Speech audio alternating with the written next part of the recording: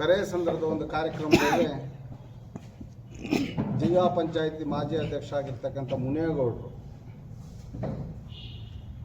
ನಮ್ಮ ನಾಯಕರ ಬಗ್ಗೆ ನಮ್ಮ ಬಗ್ಗೆ ಈ ನಾಯಕವಾಗಿ ಮಾತಾಡಿದ್ದಾರೆ.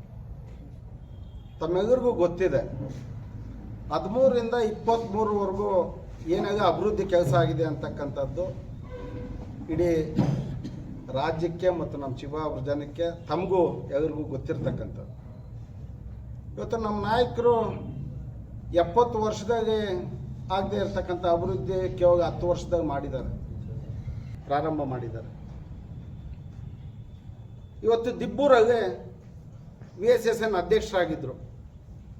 VSSN ಅಧ್ಯಕ್ಷರಾಗಿದ್ದರೆ ದಿಬ್ಬೂರು VSSN 6 ಜನ ರಾಜೀನಾಮೆಯನ್ನು ಕೊಟ್ಟಾಗ ಆ ಬಾಡಿ ವಜಾ ಆಗುತ್ತೆ.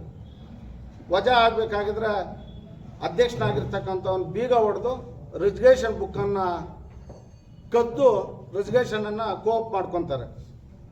ಆಗ ಸೆಕ್ರೆಟರಿ ಆಗಿರ್ತಕ್ಕಂಥವ್ರು ಒಂದು ಕಂಪ್ಲೇಂಟನ್ನು ಕೊಡ್ತಾರೆ ಸ್ಟೇಷನ್ಗೆ, ಗ್ರಾಮಾಂತರ ಸ್ಟೇಷನ್ ಕಂಪ್ಲೇಂಟ್ ಕೊಡ್ತಾರೆ. ಕಂಪ್ಲೇಂಟ್ ಕೊಟ್ಟರೆ 10 ದಿನ ಆದರೂ FIR ಬುಕ್ ಮಾಡಿಲ್ಲ. ಸಬ್ ಇನ್ಸ್ಪೆಕ್ಟ್ರು 10 ದಿನ ಆದರೂ FIR ಹಾಕಿಲ್ಲ. ಶಾಸಕರ ಮಾತು ಕೇಳಿಕೊಂಡು FIR ಬುಕ್ ಮಾಡಿಲ್ಲ.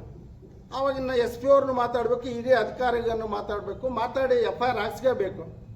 ಬೀಗ ಹೊಡೆದು ಒಬ್ಬ ಅಧ್ಯಕ್ಷನಾಗಿರ್ತಕ್ಕಂಥ ರಿಸಿಗ್ನೇಷನ್ ಬುಕ್ ಕದ್ದು ರಿಸಿಗ್ನೇಷನ್ ಮಾಡ್ಕೊಂಡಾಗ FIR ಮಾಡಿಸ್ತೀರಾ, ಇನ್ನೇನು ಅವ್ನು ಗೂನಾರ ಹಾಕಿ ಮೆರವಣಿಗೆ ಮಾಡೋಕ್ಕಾಗುತ್ತೆ? ಸುಮ್ಮನೆ ಪ್ರಜಾಪ್ರಭುತ್ವದಾಗಿದೆಯಾ? ಕಾನೂನು ಅಂತಕ್ಕಂಥದ್ದಿದೆ. ಕಂಪ್ಲೇಂಟ್ ಕೊಡಿ, ಈಗ ಕೋರ್ಟ್ಗೆ ಹೋಗಿ ಅದು ಮಾಡಿ.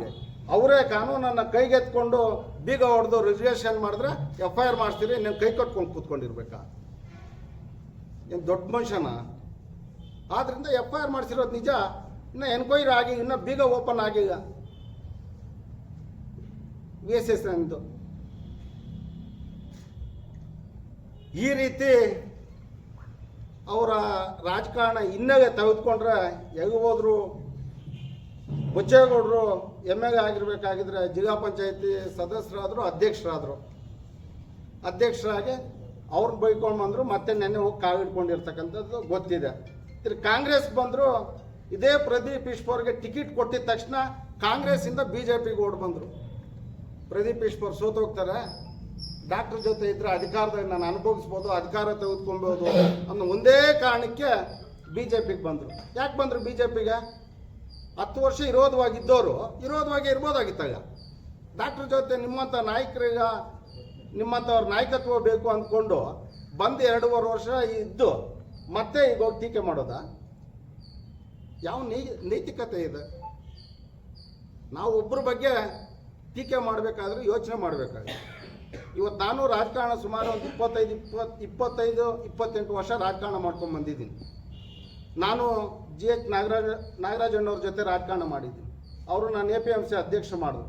ಆದ್ರೆ ನಾನು ಇದುವರೆಗೂ ಅವ್ರನ್ನ ಟೀಕೆ ಮಾಡಿಲ್ಲ. ಇವತ್ತು ಅವ್ರು ನೋಡಿದ್ರೆ ನಾವು ಗೌರವ ಕೊಟ್ಟು ನಡ್ಕೊತೀವಿ. ಅದೇ ರೀತಿ ಆಂಜನಪ್ಪಣ್ಣವರು ಬ್ಲಾಕ್ ಕಾಂಗ್ರೆಸ್ ಅಧ್ಯಕ್ಷ ಮಾಡಿದ್ರು. ಇವತ್ತಿಗೂ ಅವ್ರನ್ನ ಅದೇ ಭಾವನೆ, ಅದೇ ಗೌರವ ಕೊಡ್ತೀವಿ. ಅವರು ನಮ್ಮನ್ನು ಅದೇ ರೀತಿ ನೋಡ್ಕೊತಾರೆ. ನಮ್ಗೆ ಯಾರು ಆಗಿರ್ತಾರೋ ಅದು ನೆನೆಸ್ಕೊಳ್ತಕ್ಕಂಥದ್ದು ಮನುಷ್ಯನ ಗುಣ. ನಮ್ಗಾಗಿರೋರನ್ನ ಪಾರ್ಟಿ ಚೇಂಜ್ ಮಾಡಿದ್ದು ವಾರದಾಗೆ ಅವ್ರನ್ನ ಟೀಕೆ ಮಾಡೋದು, ನಾನಾ ರಾಜಕಾರಣಿಗೆ ಮಾತಾಡ್ತಕ್ಕಂಥದ್ದು ಸರಿ. ಈಗ ಮನುಷ್ಯತ್ವನೂ ಆಗ ಇದು ಹೆಚ್ಚಿನ ದಿನ ಇರೋದೀಗ. ಮುನೇಗೌಡ್ರೆ, ನಮ್ಮ ನಾಯಕರು 10 ವರ್ಷದಾಗ ಏನು ಕೆಲಸ ಮಾಡಿದ್ದಾರೆ ಅಂತಕ್ಕಂಥದ್ದು ಬಾ, ಎದುರುಗಡೆ ಬಾ, ಮುಖಾಮುಖಿ ಕೂತ್ಕೋ, ಏನಾಗ ಅಭಿವೃದ್ಧಿ ಮಾಡಿದ್ದಾರೆ ಅಂತಕ್ಕಂಥದ್ದು ತೋರಿಸ್ತೀವಿ. ಅದ್ರ ಜೊತೆಗೆ ಏನು ಸುಮಾರು ಜನ ಜೈಲಿಗೆ ಹಾಕ್ಸಿದ್ದಾರೆ ಅಂತ ಮಾತಾಡಿದ್ಯಾಗ ನೀನು ಒಂದೊಂದೇ ಉದಾಹರಣೆ ಕೊಡು, ನಾನು ಅದಕ್ಕೆ ಉದಾಹರಣೆ ಕೊಡ್ತೀನಿ.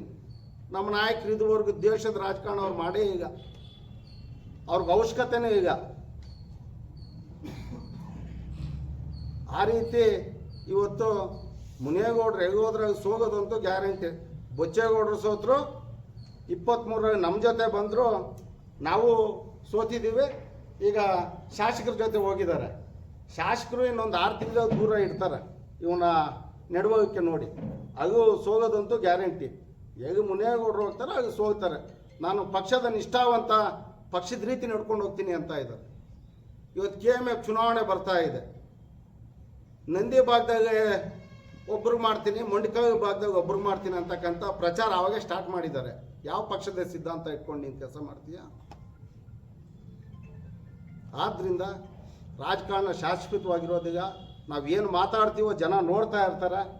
ನಾವು ಹಿಂದೆ ಮುಂದೆ ನೋಡಿ ಮಾತಾಡ್ತಕ್ಕಂಥದ್ದು, ಒಬ್ರನ್ನ ಟೀಕೆ ಮಾಡ್ತಕ್ಕಂಥದ್ದು ಕಲಿಬೇಕಾಗುತ್ತೆ. ನೀನು ಮಾತಾಡಿದೀಯ, ಇವತ್ತು ನೀನು ಫೇಸ್ಬುಕ್ಕಲ್ಲಿ ನೋಡ್ಬೋದು ಎಷ್ಟು ಜನ ಎಷ್ಟು ಕಾಮೆಂಟ್ ಮಾಡಿದ್ದಾರೆ ಏನು ಅಂತಕ್ಕಂಥದ್ದು ಅರ್ಥಕೋ. ಆದ್ದರಿಂದ ಇನ್ನು ಮುಂದೆ ಮಾತಾಡ್ತಕ್ಕಂಥದ್ದು ನೋಡಿ ಮಾತಾಡಬೇಕು. ಈ ರೀತಿ ಮಾತಾಡಿದ್ರೆ ಚೆನ್ನಾಗಿರೋದಿಲ್ಲ ಅಂತ ಈ ಮೂಲಕ ನಾವು ಅವ್ರಿಗೆ ಎಚ್ಚರಿಕೆಯನ್ನು ಸಹ ಕೊಡೋದಕ್ಕೆ ನಾನು ಬಯಸ್ತೀನಿ. ಈ ದಿನದ ಸುದ್ದಿಗೋಷ್ಠಿಗೆ ನಮ್ಮೊಂದಿಗೆ ಅದು ಕೂಡ ಆತ್ಮೀಯ ಸ್ವಾಗತವನ್ನು